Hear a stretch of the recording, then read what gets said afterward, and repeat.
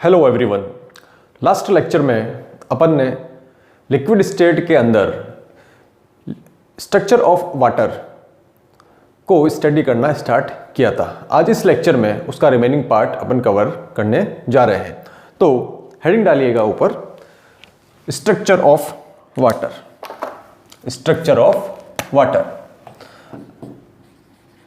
Structure of water, जिसमें अपन ने study किया था कि आइस के अंतर्गत जो वाटर की स्ट्रक्चर है वो केज लाइक होती है। दैट मीन्स आइस की स्ट्रक्चर कैसी होती है? It has cage like structure, structure of water. Clear? इसके अंतर्गत अपन जो नेक्स्ट पॉइंट लिखेंगे उसको आप लिख लीजिएगा।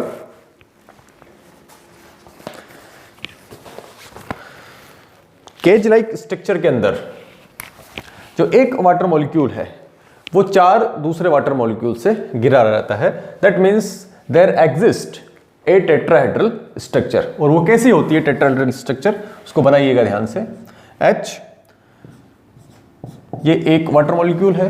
क्लियर? यह हाइड्रोजन बॉन्ड से किसी दूसरे वाटर मॉलिक्यूल से जुड़ा रहेगा। ये दूसरे वाटर मॉलिक्यूल का हाइड्रोजन है। अपन इसको इस तरीके से सिग्मा बॉन्ड से शो कर सकते हैं। ये दूसरा hydrogen bonding, this is another water molecule. यह भी दो हाइड्रोजन बॉन्ड बनाएगा। क्लियर?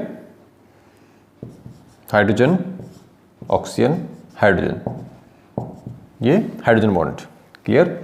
ये हाइड्रोजन, ये हाइड्रोजन और ये दो हाइड्रोजन बॉन्ड जो कि किसी दूसरे वाटर मॉलिक्यूल के होंगे। ये भी एक हाइड्रोजन मॉलिक्यूल, हाइड्रोजन बॉन्ड बनाएगा। क्लियर? ये इसका ऑक्सीजन ये रहा, इसका हाइड्रोजन ये रहा। दैट मीन्स दो हाइड्रोजन बॉन्ड अब जो बनेंगे वो कैसे बनेंगे? Sigma bond, hydrogen and this is hydrogen. ये दूसरे हाइड्रोजन बॉन्ड बनाएगा। Means you can see that this particular water molecule is surrounded by four other water molecules, number 1, number 2, number 3 and number 4. And in which manner? Tetrahedrally. Means this water molecule is surrounded tetrahedrally by another 4 water molecules. Is that clear? Okay.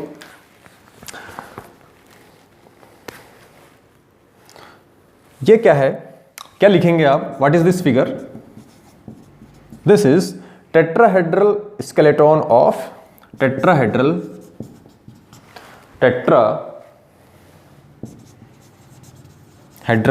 Skeleton of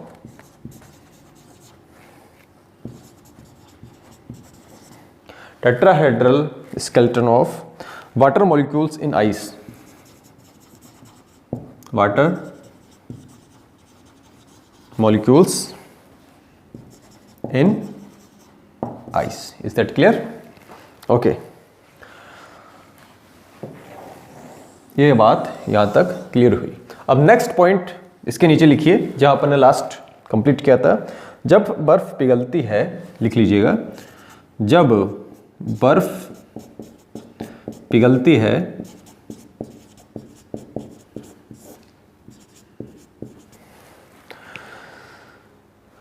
या मैं ये बोल दूं कि जब temperature increase किया जाता है, जब तापमान बढ़ाया जाता है, जब तापमान बढ़ाया जाता है तो आइस का symmetrical, that is symmetric tetrahedral skeleton. तो ध्यान से समझिएगा इस पॉइंट को। जब टेम्परेचर इंक्रीज किया जाता है, या ये मैं बोल दूं जब आइस को मेल्ट किया जाता है तो आइस का सिमेट्रिक टेट्राहेड्रल स्केलेटन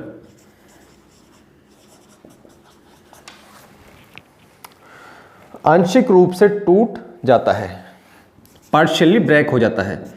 आंशिक रूप से टूट जाता है। क्लियर। तथा निम्न दो घटनाएं होती है, तथा निम्न दो घटनाएं होती है।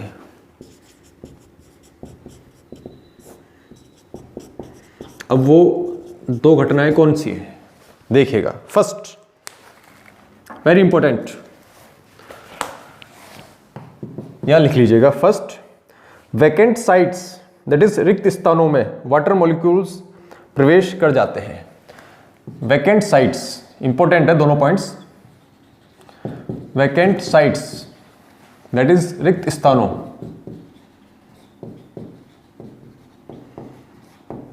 में वाटर मॉलिक्यूल्स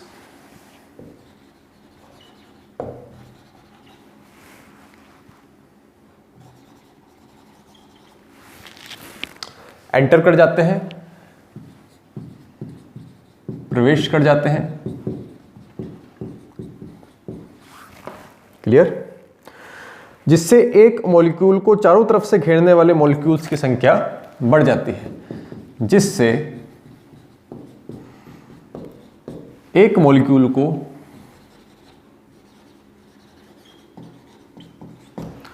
चारों तरफ से घेरने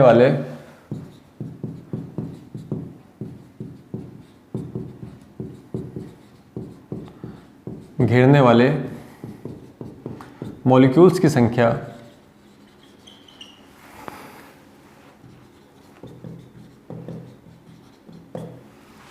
क्या हो जाती है? बढ़ जाती है। क्लियर। और सेकंड क्या पॉइंट है, that is also very important, दो अणुओं के मध्य की दूरी बढ़ जाती है। क्लियर। जो अपन ने केज लाइक स्ट्रक्चर पढ़ा था उसके अंदर क्या होगा, जैसे जैसे आप टेम्परेचर इंक्रीज करेंगे तो सराउंडिंग वाटर मॉलिक्यूल्स है वो इस केज के अंदर एंटर होना स्टार्ट कर देंगे। इससे क्या होगा कि जो मॉलिक्यूल पहले 4 मॉलिक्यूल से घिरा था, 2 3 4, अब क्या होगा, more than 4 molecules, it will be surrounded more than 4 molecules. और दूसरी क्या घटना होगी, पहले डिस्टेंस यह थी। क्लियर। अब डिस्टेंस क्या होगी, अगर यहां पे मॉलिक्यूल होगा तो डिस्टेंस क्या हो गया, डिक्रीज। तो दूसरा पॉइंट क्या हो गया, दो अणुओं के मध्य की दूरी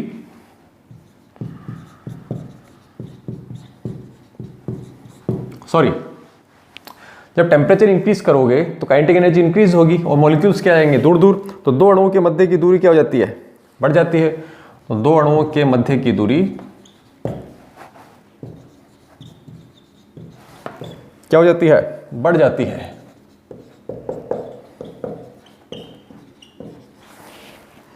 क्लियर।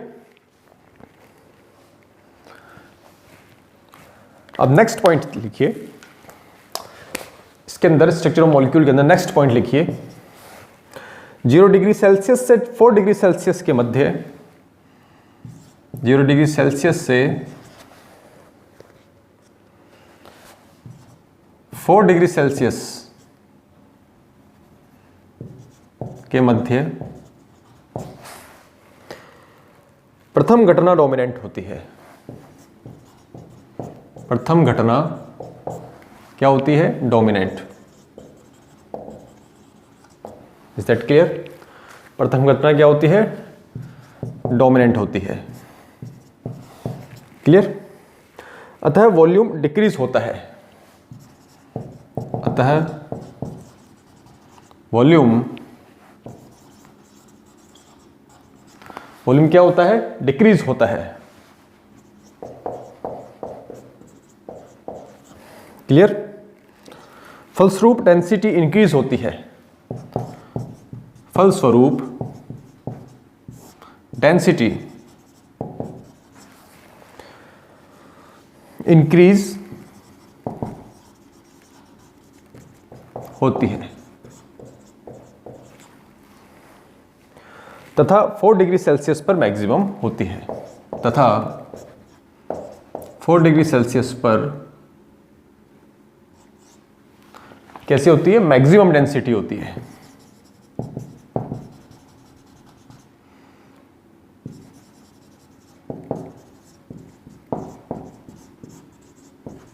Is that clear.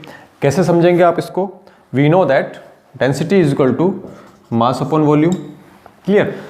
तो पॉइंट क्या है कि 0 डिग्री सेल्सियस से 4 डिग्री सेल्सियस के मध्य प्रथम घटना क्या है, वैकेंट साइट्स में वाटर मॉलिक्यूल्स का एंटर होंगे तो डेंसिटी इंक्रीज होगी।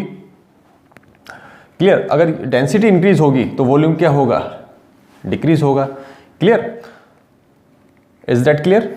ओके, अब नेक्स्ट पॉइंट है 4 डिग्री सेल्सियस के पश्चात after increasing temperature from 4 degree Celsius द्वितीय घटना डोमिनेंट होती है।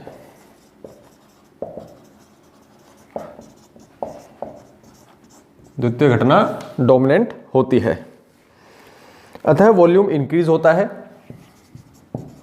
अतः वॉल्यूम इंक्रीज होता है,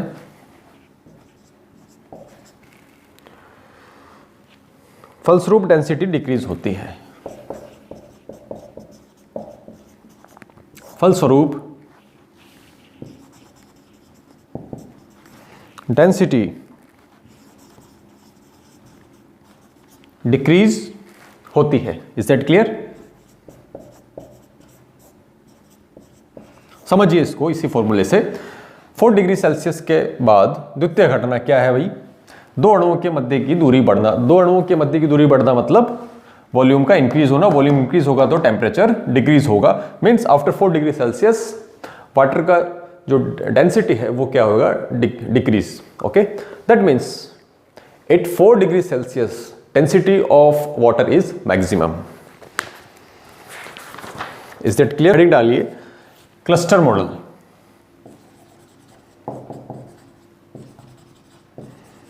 इसको हिंदी में कहते हैं झुंड मॉडल।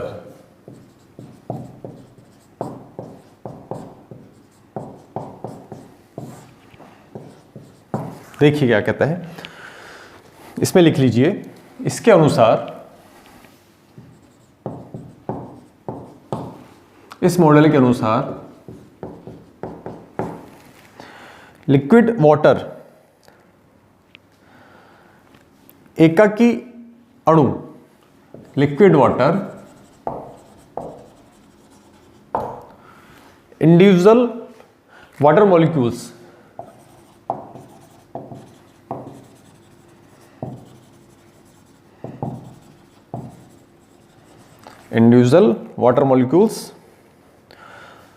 एवं cluster of water molecules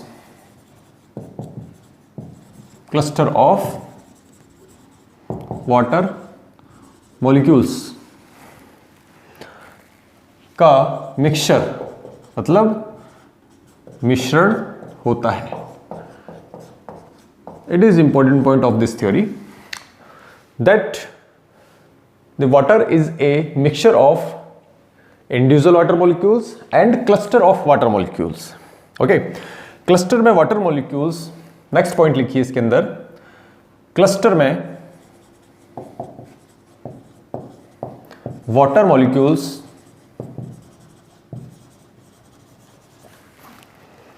tetrahedral shape में परस्पर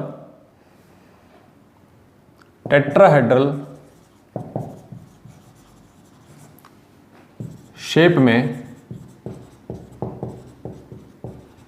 परस्पर हाइड्रोजन बॉन्ड द्वारा बंधे रहते हैं।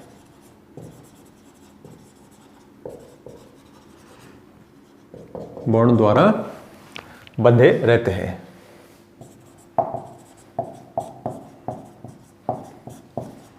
क्लियर? ओके। तथा क्लस्टर्स के मध्य वैकेंट स्पेसेस में सिंगल मॉलिक्यूल्स फैले रहते हैं तथा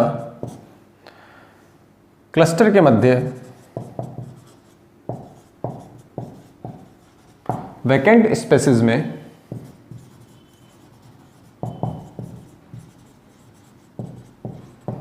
single molecules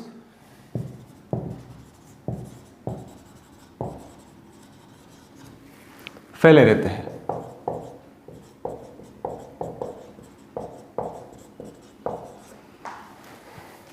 is that clear?